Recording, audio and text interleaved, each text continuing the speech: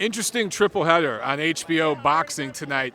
In the TV opener, Oleksandr Usyk, the undefeated cruiserweight titleist from Ukraine, he was making his American debut, his HBO debut, got the win, but didn't really set the world on fire. It wasn't the most thrilling fight. It really comes down to matchmaking, though. He was in there against a fighter from South Africa, Thabiso Mchunu, I think is probably butchering the pronunciation of that name, but he's a lot shorter fighter, and he was in there fighting really to survive. He was crouching down, making a small target. And Usyk, he started out a little slow. He looked tense. He kept kind of shaking his arms out. I think he was trying to shake out some nerves. Again, it's his first time on the big stage here in America.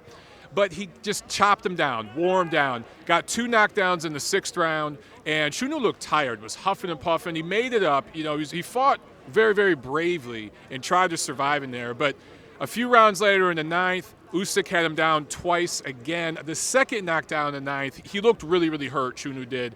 And the referee, Lou Moret, just called a halt to the action right there. So a dominating performance by Usyk, but not exactly a thrilling performance. So if this was his audition for the American audience, it was probably more of a B instead of an A. There were a lot of fans here in the house booing, even though the guy was being dominant. Just not the most exciting performance. But in the co-feature, Joseph Jojo Diaz keeps on rolling, gets in 10 more rounds of work against Horacio Garcia, a good, solid veteran who really, really pushed Diaz and made him work in there. He landed some shots. He made Diaz, forced him to really make adjustments. He was moving forward.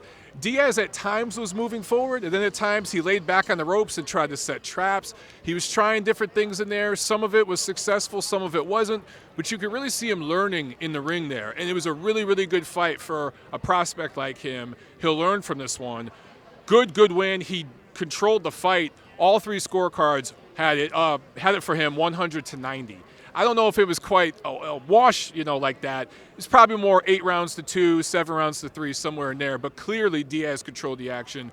Really, really good performance. And he looks to be doing big things in 2017, probably looking at a title shot next year.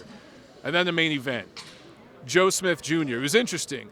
He's from the East Coast, Bernard Hopkins from the East Coast, but this was definitely a pro-Hopkins crowd. Of course, Hopkins does business out here with Golden Boy Promotions, his company, lives and trains out here part-time, and a lot of the fans here really, really had his back. The old man was showing some craft early on. He was tying up, he was doing things that were frustrating Joe Smith, making him miss, but not really making him pay. And there was a headbutt, I think, in the 2nd round that cut Smith. His corner did a really, really good job sealing up that cut, and it didn't really bother him. Again, Smith was missing shots, but he wasn't taking much return fire, so he kept charging, kept landing, and eventually started to wear Hopkins down. In the 6th round, he caught Hopkins in the corner. Actually, it was the corner right in front of me here, ringside. So I had a perfect view of it. He landed a hellacious shot that snapped Hopkins' head back, actually sideways. And Hopkins kind of keeled over. He tried to roll with some punches, but Smith landed 3 or 4 of them, and it sent Hopkins out of the ring, reeling out of the ring onto the ground here. It was really, really dramatic. I mean, it happened right in front of me. At first, a lot of people, I think, thought it was a push, and Hopkins did too. But clearly from the replay, they were punches. It was a clean knockout for Smith.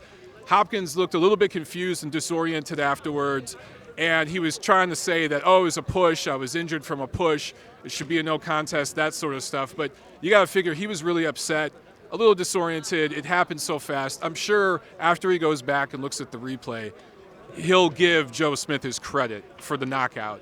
It was a crushing, devastating win for Joe Smith. And he goes on from here to bigger business because he ends the legend's career. For Hopkins, though, it doesn't matter. He was fighting a guy half his age. The fact that he was in the ring, even being competitive in this fight, is amazing. The guy's a first ballot Hall of Famer.